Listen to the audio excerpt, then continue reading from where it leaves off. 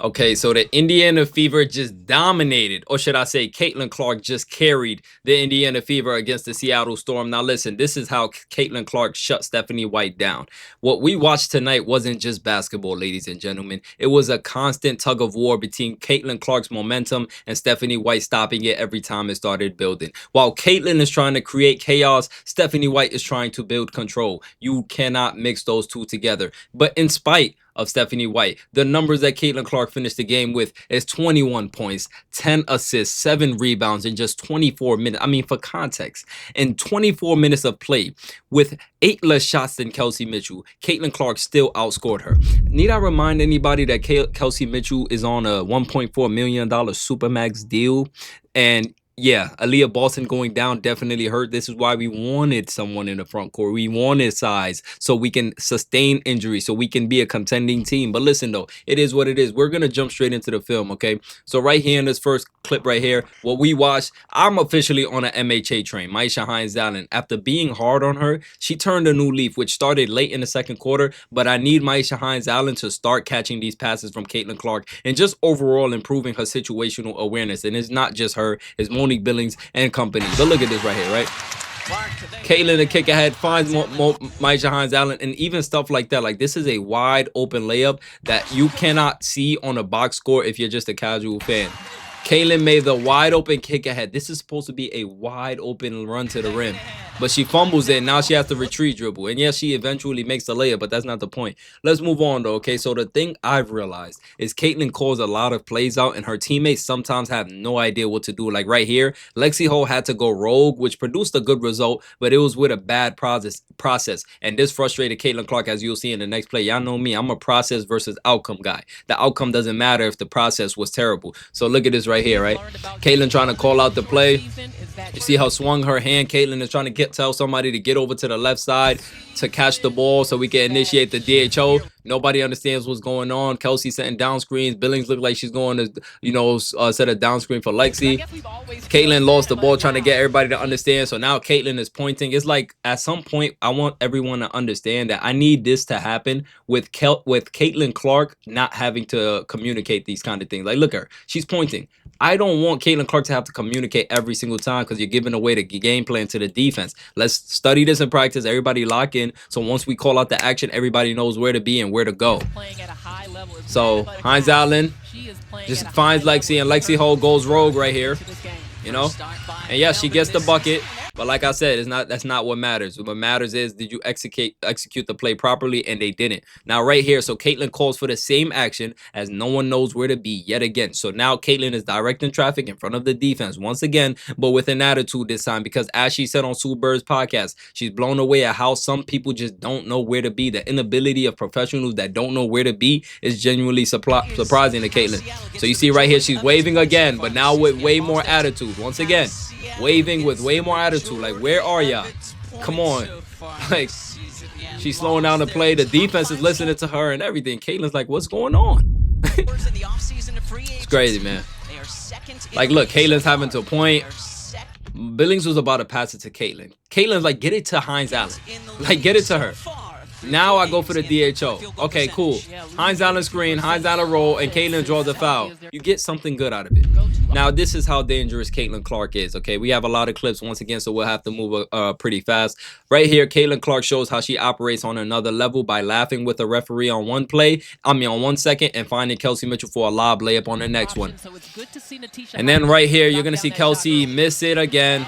Like, I'm tired of, like, these missed layups and missed catches only impress me more when you look at Caitlin Clark's number. Like, how do you put up such legendary numbers with players who struggle to capitalize off the easy looks that you generate? I don't understand how Caitlin Clark does it, but she's just that good. All right, let's talk about this right here. First half, Maisha Hines-Allen was horrendous. Yes, we'll get to give her flowers later on, right, when she had adjusted. But Maisha Hines-Allen under Stephanie White's system is terrible for Caitlin Clark and the Fever. She was not playing the CC system, being in her way, getting the ball and running away from her, just like Stephanie White's game plan requires you to. As you'll see right here, Caitlin Clark drives, no screen behind Allen. Caitlin gets off the ball, and usually when you get off the ball, it's kind of a give and go. You get it, you're supposed to go, get it back. Maisha Hines-Allen immediately looks off Caitlin. Caitlin even had her hands out. Look, Caitlin was expecting Hines-Allen like, nah, we're going the other way.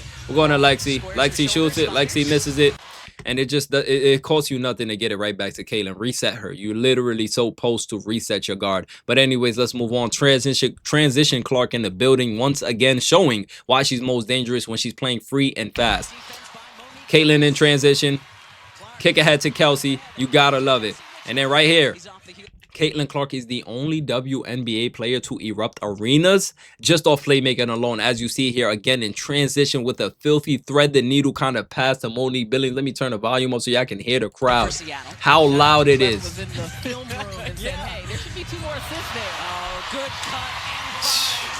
I mean, like, just off assists, she's erupting crowds like this. Like, man, listen, her game is too legendary. But let's move on, okay? Let's talk about Myisha Hines-Allen once again. Myisha Hines-Allen ignored Caitlyn Clark 2 plays in a row, both in transition. I think Caitlyn Clark exceeded her quarterly assist limit, and Stephanie White told Myisha Hines-Allen to let others make those passes. And clearly it didn't work for Stephanie White, as you see here in play 1. Instead of finding Caitlyn Clark as Caitlyn Clark is expecting, as everyone is expecting when your center rebounds, oh, you're going to get it to PG1.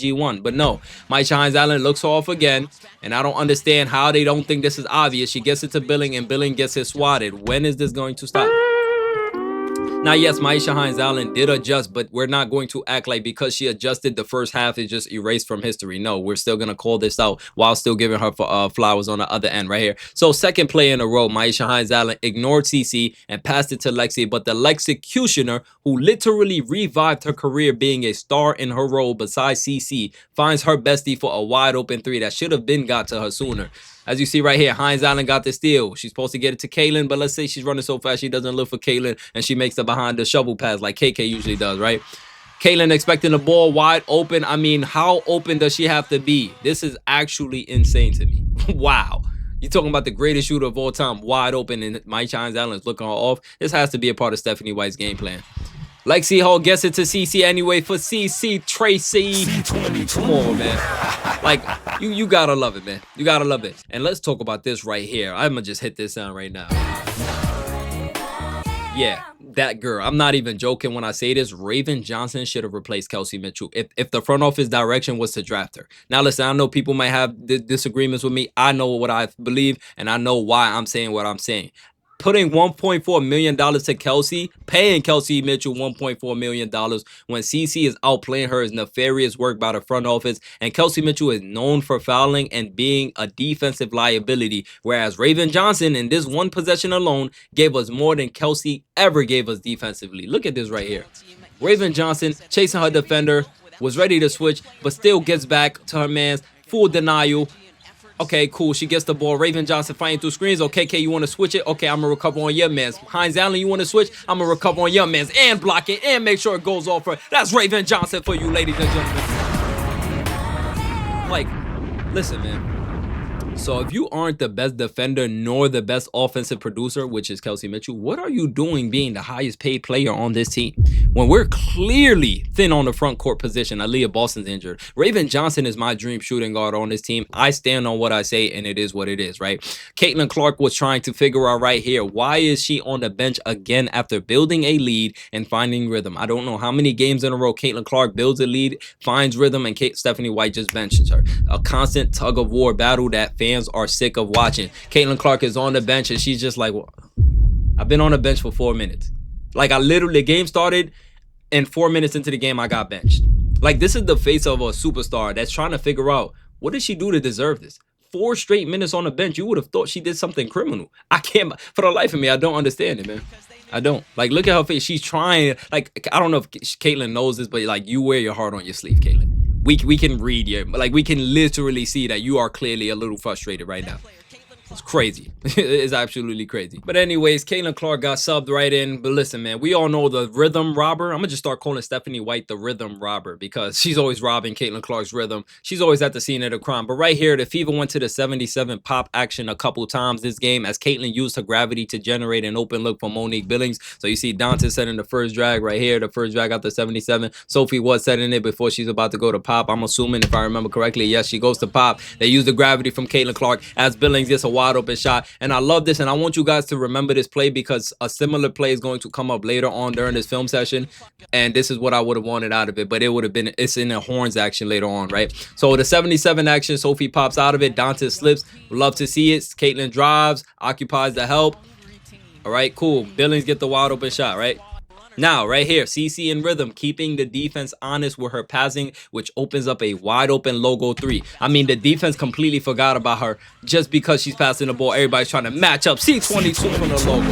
Look at her. And Caitlin Clark with the little logo, Selly, man. I'm telling ya, 2 games in a row we get into Selly. I'm loving it, man. So listen, now we realize why I've been saying how important rhythm is for this young superstar. Get her going early and you win early. It's not rocket science. It's a package deal. CC in transition, once again, generating open looks. And side note, Ty Harris's jumper is extremely too slow for my liking. But Caitlin generating an open look for Ty Harris. This supposed to be a quick 3. Like, god damn, Ty. This is crazy. But anyways, y'all know my slogan, process versus outcome. I live with this result because the process made sense. Y'all remember the play where Maisha Hines-Allen didn't find CC when she was supposed to? Look at what KK does right here. And yes, KK looked terrible today, right? But I'm going to be honest with y'all. Like, one thing that's been consistently consistent is Michaela Timpson's ability to find Caitlin Clark off the ball when it matters most. Like you see right here, and you saw last game, KK just constantly has a nose. After getting a steal, shovel pass to Caitlin. Caitlin dives in for a layup. Come on. This is what you love to see, man. This is what Maisha Hines-Allen was supposed to do. Once again, right here, Maisha Hines-Allen making it obvious as day that Caitlin cannot get another assist as she rolls and doesn't even look at the ball. This might be the first time right here. Look at this right here. This might be the first time I've ever seen this happen. Maisha Hines set the highest pick and roll and doesn't even pay attention to, like, have you guys ever seen this happen? Like, I don't know. It's like Stephanie White said, if you screen for Caitlin, don't look for the ball. Don't look for it. Do not let her assist you. Usually when someone, like, I'm gonna be honest with y'all, chat, I swear to God, for the first time in my life, I've ever seen this. Like, I've seen a roller keep their eyes off the ball. Usually when somebody's shooting the ball. If Caitlin was in her shooting motion, okay, cool. That'll be silly still, but slightly more understandable. But right here, she flat out acted like there was nothing going on as Caitlin gets another turnover. But let's move on. And this right here is where the game was won. Believe it or not, I think the game was won on this play right here. Maisha Hines-Allen turned it over after throwing a terrible pass to Caitlin Clark. Caitlin Clark was visibly frustrated and just ran past Maisha Hines-Allen as Maisha was trying to apologize. This is where the switch happened to me and she converted to CC style of play. I think Hines-Allen felt bad after this play. You see, Caitlin, no screen from Hines-Allen. Caitlin gets abused. All right, so Hines-Allen skips it right here to Caitlin and is going out of bounds. Boom. Right? So this is where Hines-Allen is like, oh my God. Like I'm going to be honest, unless Caitlin Clark is like 7 feet tall, then you knew damn well this pass was not going to reach Caitlin Clark's hand. Like, you got this girl jumping. Holy, like, look at this. What kind of pass? Like, who do you think? And the fact that Caitlin Clark even touched it is crazy. Athletic Clark in the building real quick. But how did Caitlin Clark... I don't understand, man. What kind of silly pass was that? But then you see Billings apologize. You're going to see her say, my bad, my bad, my bad. Caitlin just runs past her. Like, girl, get out my face. Like, get out my face. You've been pissing me off all game. They already argued in the first quarter, and my apologies for not showing you guys. Let me show you guys the argument real quick. So as you can see right here, you're going to witness Stephanie White and Caitlin Clark and Maisha Hines-Allen arguing. Caitlin Clark disagreeing with Maisha Hines-Allen. She's like, everybody's talking to me. Everybody telling me this, that, and the third. Like, what's going on? And then eventually, this is what you have right here. Stephanie White and Caitlin Clark getting into the dispute. Caitlin is talking to Stephanie White. Stephanie White says, I'm talking about right here. Right here. Like, Stephanie White just always arguing with Caitlin Clark. Always thinks she knows what's best for Caitlin Clark. I'm actually tired of it. So this is where everything changed, in my opinion, where Maisha Hines-Allen said, you know what, Caitlin, I feel bad. Sorry. Like, I'm just assuming, right? Obviously, I'm just assuming. But this is what it looked like when you watch the film, especially when you watch how Maisha Hines-Allen played on one play versus the other play. You clearly saw Maisha Hines-Allen was visibly apologizing, visibly frustrated. So maybe she felt bad. That's what I'm taking away from it, right? So with that being said, you can see right here, Maisha Hines-Allen made things right by blowing up Stephanie White's first action, which was to get Kelsey Mitchell the ball, and instead find Caitlin Clark to create an advantage, and I immediately noticed it. Look at this. It sticks out like a sore thumb when people play within Caitlin Clark's system because there's so many people that aren't. Caitlin finds Lexi Hull. Good choice by Maisha Hines Allen, invested into CC system and not just, you know, blowing up that first action. I really appreciated watching that. And in return, you already know what I say. What if you listen, Caitlin Clark fills your cup, you fill Caitlin Clark's cup, she's gonna fill your gallon. Caitlin Clark finds Maisha Hines Allen, CC with the pass. Look at that beautiful pass right there, man. Come on, man. You genuinely cannot make this up, chat. Caitlin said, you fill my cup, I fill your gallon, as Maisha Hines Allen gets an easy layup for 2. And the Fever right here execute a beautiful dime out of the horns action, but I feel like they got the right result with the wrong process again. So you guys remember the first 77 action, what I think it was Dantas and Sophie Cunningham? Right here, you're going to have a horns action with Kelsey Mitchell and Maisha Hines Allen. If you don't know what a horns action is, it's basically this right here, okay? So Caitlin Clark can choose which screen she wants to get out of it. This is what I would prefer to happen. Actually, I'll tell y'all what I'll prefer will happen after I show y'all what happens in this clip. So Kelsey Mitchell sets the first screen. Instead, she slips it. Caitlin finds her for a beautiful dime. Now, yes, you got the right result, but like I said, I think the process was kind of screwed because when you look at the personnel, it's KYP and it's X and O's and it's Jimmys and Joes. You got to understand your Jimmys and Joes. And in this situation, the Jimmys and Joes did the wrong thing from the X's and O's drew up. Kelsey Mitchell right here, I would prefer her to set this screen, and Kelsey Mitchell comes over the top as Maisha Hines Allen flares Kelsey, or I would rather Maisha Hines Allen slips after this, right? So you could get a bunch of different things out of it, but Kelsey slipping while Maisha Hines Allen is being your person that's your threat from the three-point line, I don't think that's going to work consistently, especially against teams, defenses that know their personnel. Centers are going to dig deep on Kelsey's back door and leave Hines Allen for the three-point shot. So yeah, you know, that's basically my thing. But listen though, Fever start the third quarter with a nice all-ball screen for CC playing into the hot hand, which I really love to see. Caitlin Clark goes under the paint, and for the first time, and in any other circumstance, Caitlin Clark would not be getting a screen. And I ain't gonna lie, when I was watching it live, I kind of thought she wasn't gonna get a screen as well. I kind of thought this action was to get Kelsey Mitchell the ball so Kelsey can do something, and Caitlin just lingers around while they play 4-on-4 basketball like they always do, you know? But no, that's not the case. They finally get Kelsey off the ball, and now Kelsey's off the ball. Now CC's coming off a double drag. Gotta love it. CC gets it, wide open shot for Caitlin Clark. You live with this 10 times out of 10. Beautifully drawn up. Look at how wide open Caitlin Clark is. You can't draw this up any better. You cannot draw this up any better, okay? And then it's so funny how quick they return to stagnant Stephanie White ball. Nobody off-ball screens Caitlin Clark right here in the literal next play after priorly successfully doing it, at least to occupy the help defense, right? So Maisha Hines Allen blows up the DHO right here with Caitlin Clark again. It's not like she was being denied or nothing. Just literally blew up the DHO. The Caitlin was right there. Okay, cool. So Hines Allen does anything except Caitlin Clark is clogged. There's 4 jerseys on one side of the floor. I don't know what this whole play is. This kind of looks like Caitlin Clark, but this is usually Caitlin Clark and Kelsey Mitchell's shoes, right? But nah. Now Caitlin runs towards the ball with Monique Billings. You can clearly see that Monique doesn't even acknowledge Caitlin. Monique gets the ball. Caitlin is thinking she's going to look for her and give her the DHO right here. No, that's not the case. Billings finds Kelsey, and yes, Kelsey gets a good layup, but like I always say, process versus outcome, chat. Now listen, let's move on, okay? I tried to write a note to describe this play right here, and chat, I'm gonna be honest with you, for the life of me, I couldn't write a note without saying something that'll get my video yellow marked, you know? So I'm gonna just say, Dantas, what are you doing here? Like, I'm gonna just try to keep it as PG-13 as possible. Dantas, Damiris, Dantas, Dantas, Damiris, Dantas, Dantas, Damiris, Dantas. What are you doing right here? What kind of party is this right here? Please let me know. What? I'm gonna just play the clip. That's why I couldn't write a note for this. I tried. I tried. But Caitlin Clark gets wrongfully called for a foul right here, okay? So Caitlin Clark is in foul trouble. As great as she has been this game as well, Stephanie White has the challenge and refuses to use it. Caitlin Clark playing great defense, and she gets a foul called on her. Caitlin is in foul trouble. You can't believe it, right? Everybody in their right mind, any coach in their right mind would be like, you know what? I'm challenging that. But nope, not when it's your coach, Stephanie White, you know? You can't make this up. You can clearly see Caitlin Clark did not foul this girl as well. Look at Stephanie White looking up at the replay, thinking that she should challenge it. Nah, I'm not gonna challenge it. How many fouls, Caitlin? Maybe she wasn't even looking at the replay center. Maybe Stephanie White was looking at Caitlin Clark's fouls. Like, oh, that's 3, that's 4. Oh, I can bench her, and I don't have to use my challenge. That's double success. Like, look at this. Great defense from Caitlin Clark. Why not challenge this? With the triple-double game that she's approaching, you don't challenge that?